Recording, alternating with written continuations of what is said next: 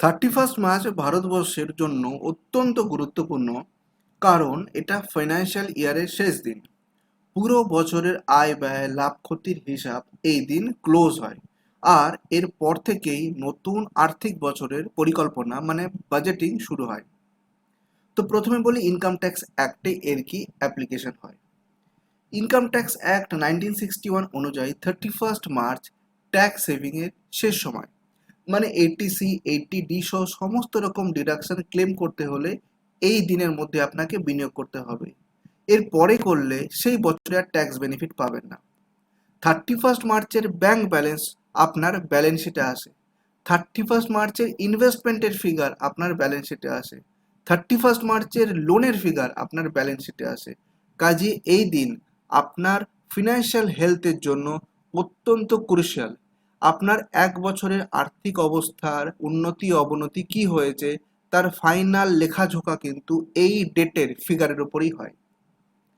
এর সঙ্গে বলি অ্যাডভান্স ট্যাক্সের শেষ কিস্তিও 31 মার্চের মধ্যে জমা করতে হয়। ক্যাপিটাল গেন বা লস হিসাবও এই দিন পর্যন্ত গণনা করা হয়।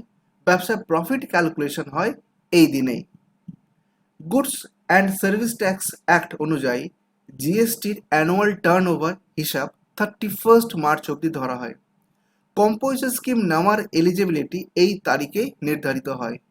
ইনপুট ট্যাক্স ক্রেডিট মিলিয়ে দেখা মানে রিকনসিলিয়েশন এটা খুবই গুরুত্বপূর্ণ হয়ে পড়ে এই 31 মার্চে। জিএসটি আর 3B এবং 2 এর মিসম্যাচ বা ম্যাচ এই 31 মার্চেই হয়। জিএসটি অডিট আর তার সঙ্গে রিটার্ন ফাইলিং এর প্রস্তুতি এই সময় শুরু হয়। ব্যবসার সেলস আর পারচেজের ডেটা ফাইনাল করা হয় এই দিনই। কোনো মিসম্যাচ থাকলে সেটা ঠিক করার শেষ সুযোগ এই 31 মার্চ। কোম্পানি অ্যাক্ট 2013 অনুযায়ী কোম্পানির ফিনান্সিয়াল স্টেটমেন্ট 31 মার্চে ক্লোজ হয়। Profit and loss account balance sheet এই দিনে ফাইনাল করা হয়। এরপর থেকে স্ট্যাটিউটরি অডিট শুরু হয়।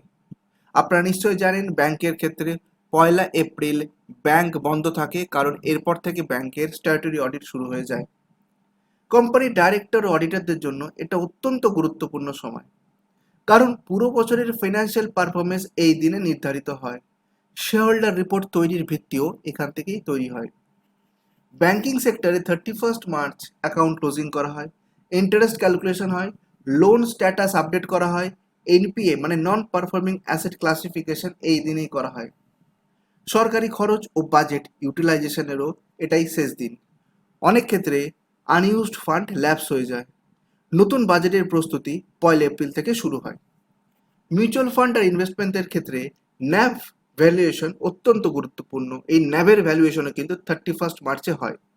ট্যাক্স হারভেস্টিং করার জন্য বা ইনভেস্টররা যারা গেইন বা লস অ্যাডজাস্ট করতে চান ক্যাপিটাল গেনের, তাদের জন্য এই দিনটা খুব গুরুত্বপূর্ণ। পোর্টফোলিও রিভিউ আর ব্যালেন্সিং আর তার সঙ্গে রিব্যালেন্সিং করারও এইটাই শেষ দিন। আইনগতভাবে অনেক এলিজিবিলিটি ও কমপ্লায়েন্সের কাট অফ ডেট হিসেবে 31 মার্চের ডেটকে ধরা হয়। সাবসিডি, স্কিম বেনিফিট বা ফাইন্যান্সিয়াল কোয়ালিফিকেশন এই তারিখে নির্ভর করে। তাই এই দিনটি সব দিক থেকে গুরুত্বপূর্ণ বাউন্ডারি লাইন হিসেবে কাজ করে। ভিডিওটা কেমন লাগলো কমেন্ট করে অবশ্যই বলবেন। আজ এখানেই শেষ করছি, আরেকদিন হাজির হব এরকমই ইনফরমেটিভ ভিডিও নিয়ে। সবাই ভালো থাকবেন, ধন্যবাদ।